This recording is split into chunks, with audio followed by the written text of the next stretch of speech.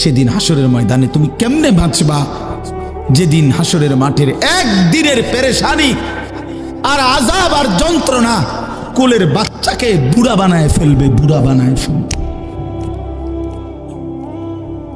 হে বান্দা, তুমি জানো না আমি মাওলার শাস্তি কি জিনিস। ফাকাইফা তাত্তাকুনা ইন কাফারতুম ইয়াওমান ইয়াজআলুল বিলদানা শিবা। একদিনে বাচ্চা বুড়া হয়ে যাবে, কোলের বাচ্চা বুড়া হয়ে যাবে। আল্লাহ বলছে এই পরিমাণ যন্ত্রণা পেরেশান। মানুষ বলে ভাই আমার এই 3 মাসের যন্ত্রণায় কষ্টে আমার চুল সাদা হয়ে গেছে, মানুষ এরকম বলে না। আল্লাহ তাআলা বলে বান্দা তুমি কেমনে নাফরমানি করছো, তুমি বুঝতেছো না বান্দা আমার আযাব কি পরিমাণ ভয়ঙ্কর, শাস্তি বড় ভয়ানক আমার। পুরস্কার যেমন অনেক বড়, শাস্তিও অনেক বড়। এজন্য দোস্ত বন্ধু রাত গভীরে ফিকির করে, ওই যে কুয়াশার ফোঁটা পড়তেছে গায়ে, ভেবে দেখেন জিন্দেগির হিসাব মিলায় দেখেন। আর কতদিন চুরি করবেন, আর কতদিন মিথ্যা বলবেন, আর কতদিন ডাকাতি করবেন, আর কতদিন কিস্তি নিবেন, আর কতদিন সুদ খাবেন, আর কতদিন মিথ্যা বলবেন, আর কতদিন ওজনে কম দিবেন, আর কতদিন কাস্টমারকে ঠকাবেন। আপনার ছেলেটা 365 দিনে খোদার 1 বছরে কোনো দিন ফজরের নামাজ পড়ে না। এই জানোয়ার আর কতদিন নামাজ ছাড়া থাকবে? এ তো মানুষের বাচ্চা না, এ তো হাইওয়ান, এ তো চতুষ্প জন্তু, এ তো শয়তান। যার কপালে সেজদা নাই তাকে শয়তান বলে। ইবলিস সেজদা দেয় নাই, এজন্যই আল্লাহ বলছে তুই শয়তান। ইবলিস সেজদা দেয় নাই, এজন্য বলছে ফাইন্নাকা রাজিম, তুই আজকের থেকে অভিশপ্ত। ইবলিস সেজদা দেয় না, এজন্য বলছে ওয়া ইন্না আলাইকা লানাতা ইলা ইয়াউমিদ্দিন, বেঈমান সেজদা দিলি না, আজকের থেকে কিয়ামত দিবস পর্যন্ত তোর উপরে আমি আল্লাহর লানত। এই বেনামাজি ছেলে মনে রাখো, তোর উপরে আল্লাহর লানত, আল্লাহর লানত, আল্লাহর লানত, আল্লাহর লানত। মালিকের অভিশাপ নিয়ে সুখে থাকা যায় না, আল্লাহর লানত নিয়ে সুখে থাকা যায় না, সুখ মিলে না। এজন্য হিসাব করেন, 60 বছর বয়স বিড়ি সিগারেট ছাড়বেন না, চা দোকানের আড্ডা বন্ধ করবেন না। আজকে 30 বছর ধরে আপনার ঘরে রঙিন টেলিভিশন চলে, প্রতিদিন নাচ গান নাটক সিনেমা, ছেলে মেয়ে নাতি নাতনি বউ বাচ্চা সবাই দেখতেছে। এটা আর কোনোদিন বন্ধ হবে না? তাইলে আর কোনোদিন বন্ধ হবে না? যার বিবি আজকে 20 বছর বেপর্দা, এই মহিলা তাইলে আর কোনোদিন পর্দা করবে না? বলো বাবা, তোমরা যারা সারা রাত মোবাইলে নাচ গান ছবি দেখো, তুমি আর কোনোদিন ফিরবা না ভাইয়া? তুমি কি এই গুনাহ আর কোনোদিন ছাড়বা না? তাইলে আর কত নারী দেখলে তোমার তৃপ্তি হবে? আর কত ছবি দেখলে তোমার তৃপ্তি হবে? আর কোন দিন ফিরবার সময় হবে? এই রাত গভীরে শেষ হিসাব করে। আলাম ইয়ানি লিল্লাযীনা আমানু আন তাখশা কুলুবুহুম লিযিকরিল্লাহ। আল্লাহ বলে মুমিন ইমানদার বান্দা আমার, আমি আল্লাহর স্মরণে, আমার বন্দিগি আর আমার জিকিরের জন্যে তোমার দিলটা নরম হওয়ার সময় আজও কি হয়নি বান্দা? আলাম ইয়ানি, বলেন বাবা, বলেন ছেলেরা, বলো বন্ধু, বলো আর কোন দিন সময় হবে? আর কোন দিন ফিরবা? কোন দিন? বয়স্ক বাবা আপনি ফিরবেন কোন দিন? আমি ফিরব কোন দিন? আল্লাহ আমাদেরকে বুঝ দান করেন, আল্লাহ আমাদের কলিজার মধ্যে ফিকির দান করেন। কোরআনুল কারীমের 29 নম্বর পারা 67 নম্বর সূরা, সূরা মুলক, এই সূরা থেকে 3টা আয়াত আমি তেলাওয়াত করেছি। 12, 13, 14 আর অল্প একটু সময়। এখান থেকে একটু কথা বলি তাইলেই শেষ। 1 নম্বর কথা হলো সূরা মুলক। সূরাটার নাম কোরআনুল কারীমের অত্যন্ত ফজিলতপূর্ণ একটি সূরা। রাসূলুল্লাহ সাল্লাল্লাহু আলাইহি ওয়াসাল্লাম বলেছেন, হিয়াল মানিআতু হিয়াল মুনজিয়াতু তুনজিহি মিন আযাবিল কবর। রাসূলুল্লাহ, একটু মনোযোগ দিয়ে শুনেন, দেরি করব না আমি। রাসূলুল্লাহ সাল্লাল্লাহু আলাইহি সাল্লাম বলেন, এই সূরা মুলক 67 নম্বর এই সূরাটি হচ্ছে বাধা দানকারী, রক্ষাকারী। প্রশ্ন হলো কিসের থেকে রক্ষা করে, কিসের বাধা দেয়? তো নবীজি বলেন, তুনজিহি মিন আযাবিল কবর। এই সূরাটি কবরের আযাব থেকে যে নিয়মিত পড়বে তাকে রক্ষা করবে, কবরের আযাব থেকে বাধা দিবে, কবরের আযাব থেকে রক্ষা করবে। কোন সূরা? সবাই বলেন। ছোট্ট সূরা, মাত্র 30টা আয়াত, 29 পারায়। এই ছোট্ট সূরাটি রাসূলুল্লাহ সাল্লাল্লাহু আলাইহি সাল্লাম বলেন কবরের আযাব থেকে রক্ষা করবে। তাফসীরে কুরতুবীর মধ্যে আছে, আল্লাহর নবী সাল্লাল্লাহু আলাইহি সাল্লাম বলেন, আমার দিল চায়, নবীজি বলছেন, লাওয়াদিত্তু, আমার দিলের আকাঙ্ক্ষা, দিলের তামান্না, নবীর দিলের আশা।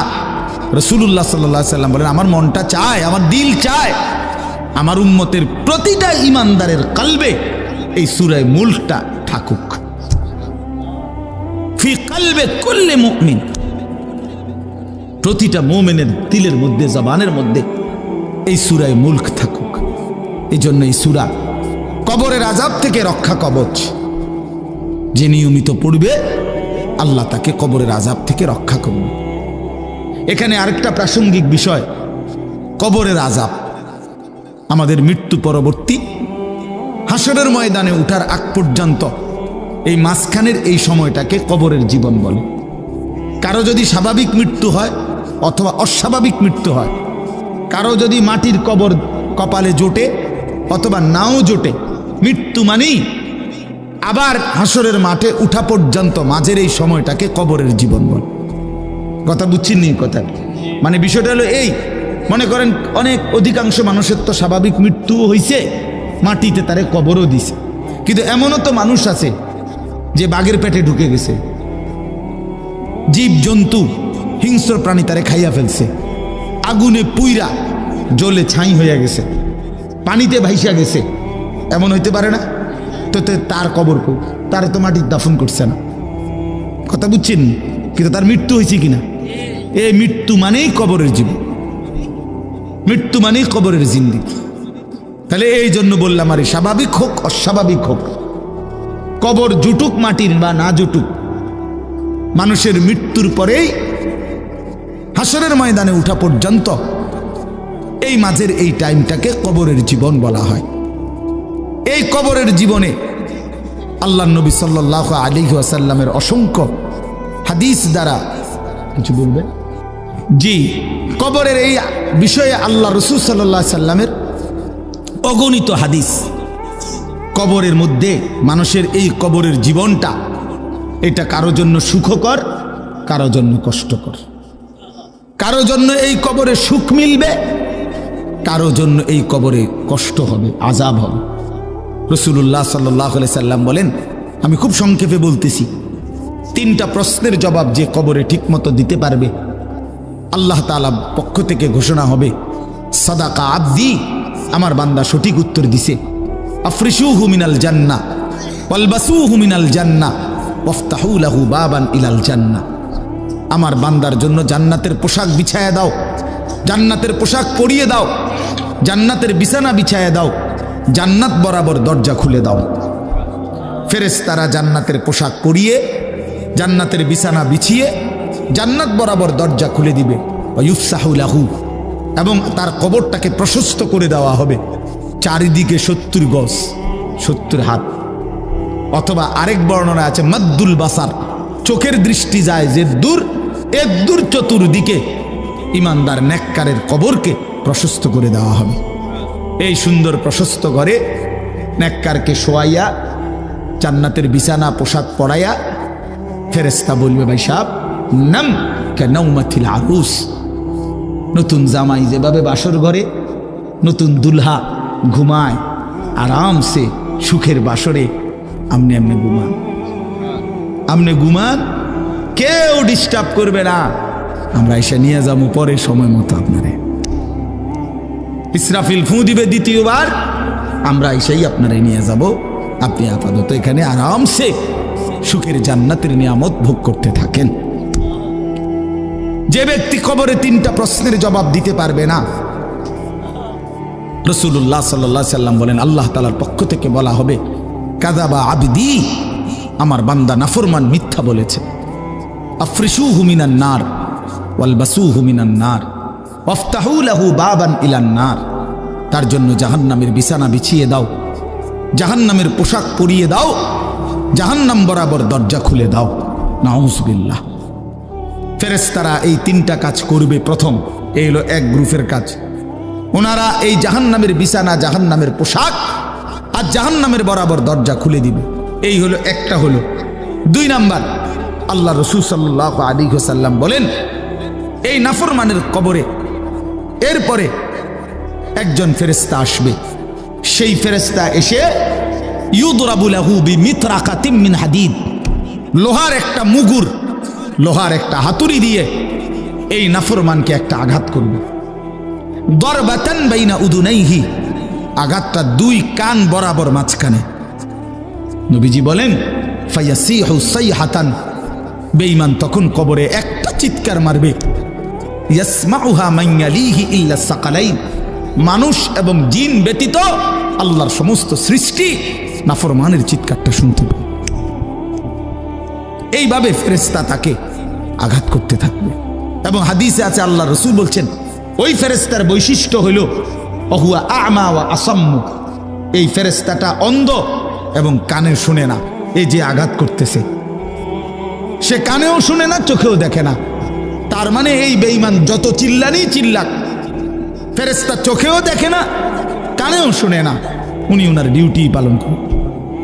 3 নম্বরে হলো আল্লাহর নবী সাল্লাল্লাহু আলাইহি ওয়াসাল্লাম বলেন কোন নাফরমান পাপীর কবরে ফেরেশতারা রেখে যাওয়ার সাথে সাথেই কবর, ওই যে বললাম ইমানদারের কবর, নেককারের কবর 70 গজ প্রশস্ত করে দেওয়া হয়েছে। আর এই বেঈমানের কবর দুনিয়ার মানুষও যে দূর খুঁড়ছিল, কবর বানাইছিল, এর দূরও না, তাকে কবরের মাটি তারে একবার সংকীর্ণ করে ফেলবে, চাপ দিবে। এই চাপে ডান পাশের মাটি বাম দিকে চলে আসবে, বাম দিকের মাটি ডান দিকে চলে আসবে। আল্লাহর নবী সাল্লাল্লাহু আলাইহি ওয়াসাল্লাম বলেন, আহা, নবীজি বলেন এই উদাহরণ দিয়ে বুঝাইছেন, ডান পাশের মাটি যখন বাম দিকে, বাম দিকের মাটি ডান পাশে, তো ডান পাশের হাড্ডি, পাঁজরের হাড্ডি, এই যে সাতনার হাড্ডি নি কয়, এটা কি হাড্ডি কয়, পাঁজরের সাতনার হাড্ডি, এগুলা ভাঙ্গা এই বাম দিকে ঢুকে যাবে, বাম দিকের গুলো ডান দিকে ঢুকে যাবে। রাসূলুল্লাহ বুঝাই দিয়েছেন হাত্তা তাখতালিফা আদলাউহু, এই যে শব্দটা এরকম, এই যে ভাই দেখেন এই 2 আঙ্গুল যেভাবে একটা আরেকটার ভিতরে ঢুকে গেছে, খোদার কসম রাসূল বলছে 2 পাশের হাড্ডি এভাবে একটা আরেকটার ভিতরে ঢুকে যাবে।